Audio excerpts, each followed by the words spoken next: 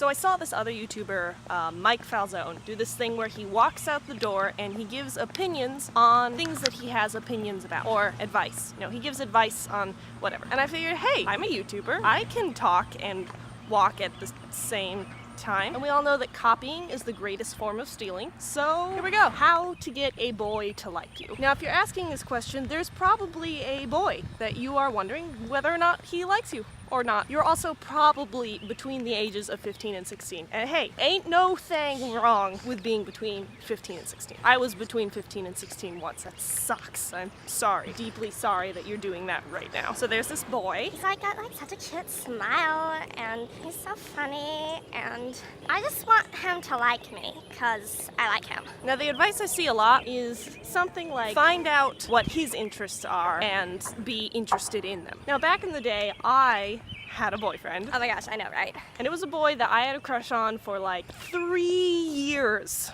before we started dating. And I was like, I gotta get this boy to like me. Like, he's like so funny and I like his smile. So I started paying like real close attention to the things that he liked. I heard he liked crimped hair, so I wore my hair crimped. Or just like, you know, whatever. In this specific situation, for the most part, it didn't really get me into any trouble. However, there was one situation very early on where I remember he played for me a very old album from the Red Hot Chili Peppers and was like, yo, do you like this album? But I didn't want to lie to him and tell him that I did, but I couldn't quite bring myself to tell him that I didn't.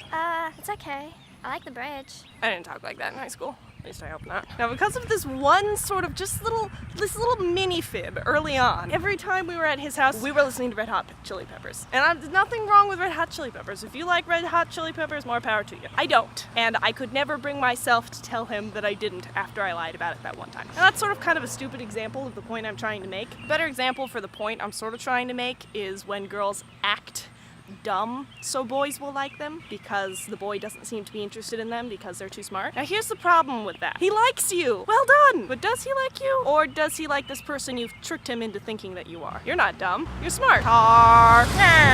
So now you kind of have to pretend to be this dumb person inevitably because that's who he likes. So how to get a boy to like you? You just do you. Just be you. And if the boy doesn't like you for being you, then you shouldn't be liking him anyway. Because here's the thing. You are so awesome. Now that also doesn't mean like you should be, I am who I am, I don't have to change, I'm me, because you should always be working toward being the best you that you can be. And I'm sure your parents are already telling you this, but you don't need to be dating someone anyway. You should be working on being the most awesome you that you want to be, not the less awesome you that someone else wants you to be. And that goes for friends too, not just relationships. Like, if you find yourself having to change who you are for people to like you, don't be friends with those people. Who wants to pretend to be someone else just so people will like you? So that's my 2 cents on that. I'm gonna link you to this and that, which is Mike Falzone, and then a video by Zay Frank, which is a little bit talking about be yourself, because I think there's more words to be said on be yourself, and Zay Frank's already said them, so I'm just gonna link it there. Because be yourself can be frustrating advice. It's just annoying, and there's just words and thoughts said on that which